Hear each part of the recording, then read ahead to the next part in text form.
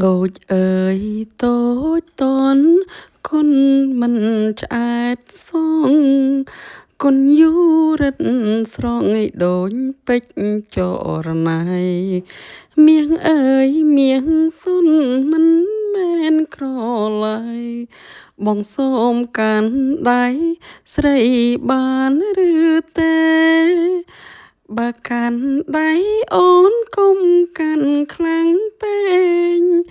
ប្រយ័ត្នអូនស្រែកឲ្យបងខ្មាំងគេសាច់អូននៅជ័យព្រួងអីទំនេរមិនតន់មានគេកាន់ដៃស្រីឡើយសំណាងបងនឹងរកអង្គឯជួបឈើស្រីតូចចន់ទៅឯប្រលឹងបងងាយ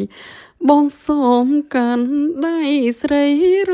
ហូតហើយសូមកែវកុំឆ្លើយថាទេណាថ្លៃបើស្រឡាញ់ពិនសងចិត្តនៅរៀបការអូនក៏មិនថាមិនប្រកែកអីស្អែកនាងចំនួនជូនដល់ទាំងស្រីបងសូមកាន់ដៃស្រីមុនរៀបការ